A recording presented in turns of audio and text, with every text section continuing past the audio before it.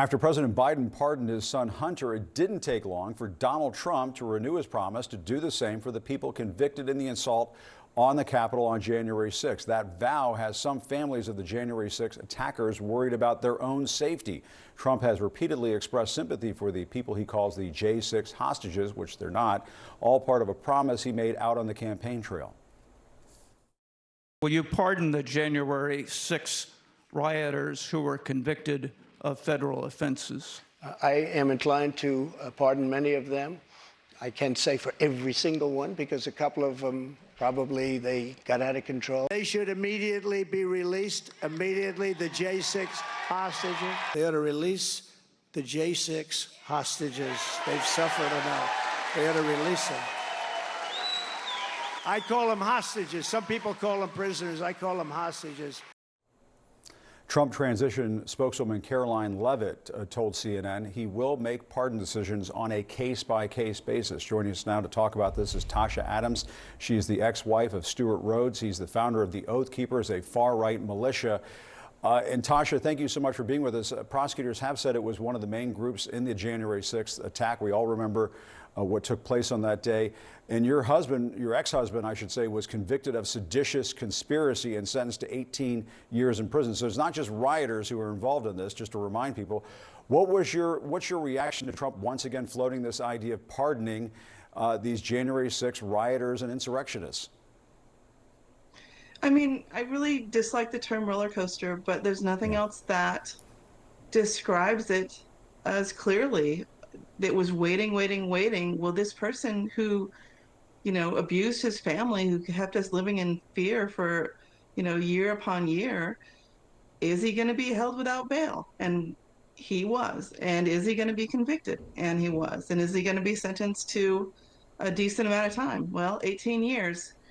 And I put a lot of faith into the system for that process. I testified at his bail hearing against him. I gave hours of testimony to the FBI, which was quoted by the judge at his sentencing. I threw my hat over the fence, so to speak, and felt very happy and safe and started living a normal life with my kids. Yeah. And now could all come down again. Yeah, Tasha, I mean, what is your concern if Donald Trump gives a pardon to Stewart Rhodes and some of the other Oath Keepers? Could your family be in jeopardy? I think very much so. And we're, hurrying up to try to make plans. Maybe we'll stay put. Maybe we'll move somewhere. Maybe we'll try to move somewhere and sort of disappear. I mean, I just don't really know what to do. I probably should have been more prepared for this, but it's just so unbelievable that this could happen.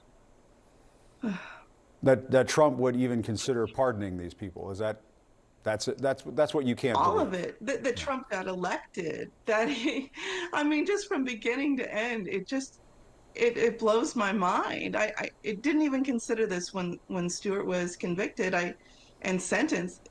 The idea that Donald Trump could even really run seriously just seemed so outrageous that it, obviously it slowly became, more and more real, and eventually he was elected. But yeah, it's just wild that we're here and facing this now after so much work and after so many people worked so hard to understand what was going on during January 6th and to convict the people who were guilty, and to have that all upended possibly is just outrageous.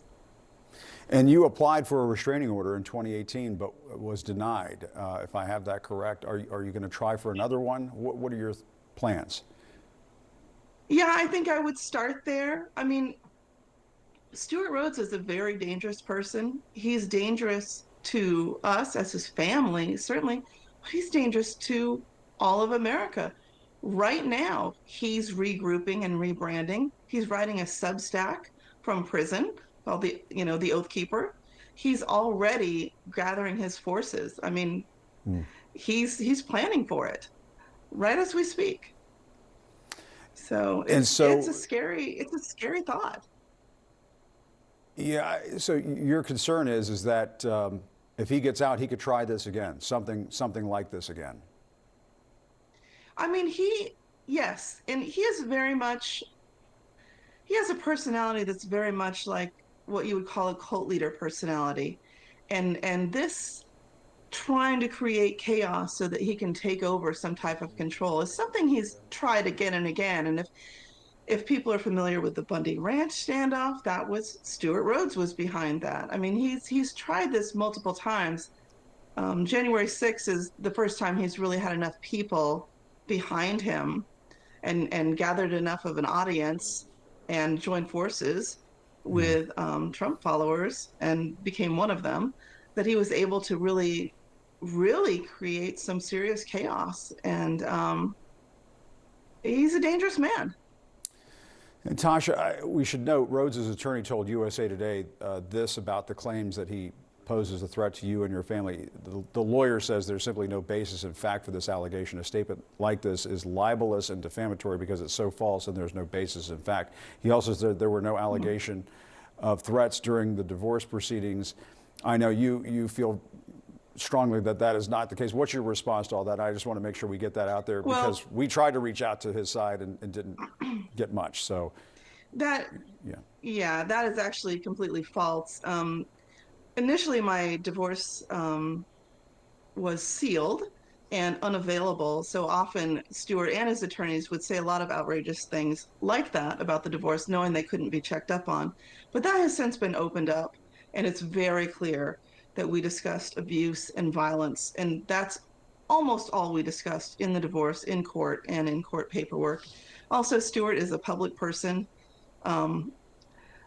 The idea of libel is a little bit different. Your ex-wife can quote court documents and discuss how you were violent in the home without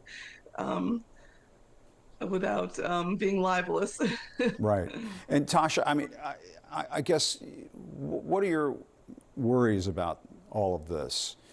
And do you think the country is prepared for the fallout and what may happen if Trump issues, a blanket pardons, mass pardons for these folks who are convicted of attacking the Capitol on January 6th?